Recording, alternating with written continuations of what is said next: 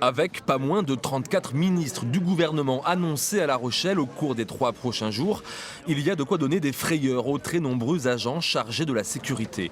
Résultat, l'esplanade de l'Encan est pour la première fois totalement sécurisée. Pour y accéder, il faut montrer patte blanche. C'est au moment de l'inscription sur Internet en fait, où on s'imprime et ils envoient ça avec un code barre sécurisé apparemment, qui permet d'identifier tout le dossier en fonction de la formule qu'on a prise. Et vous allez voir que cette année, pour arriver jusqu'à la salle plénière de l'Encan, il va falloir passer beaucoup de contrôles. Regardez. Au total, ce sont 6 contrôles du service d'ordre auxquels nous devrons nous soumettre. 6 contrôles pour arriver au pied de l'estrade et surtout devant le premier rang où se positionnent les différents ministres ainsi que la première secrétaire du Parti socialiste.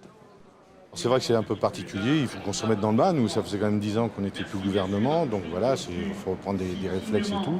Et même si on a continué à travailler avec les services de police, on a travaillé beaucoup plus profondément avec la préfecture, avec les services de protection des hautes personnalités, et pour prendre des mesures un peu plus dures, sans non plus tomber dans l'excès, hein, parce que voilà, il faut rester avec une mentalité d'université d'été. Mais avec la venue ce samedi du Premier ministre Jean-Marc Ayrault et du président du Sénat Jean-Pierre Bel, ce sont tout simplement le 2e et le 3e personnage de l'État qui fouleront l'esplanade de l'Encan sous les regards anxieux d'un service d'ordre pour qui cette journée sera longue, très longue.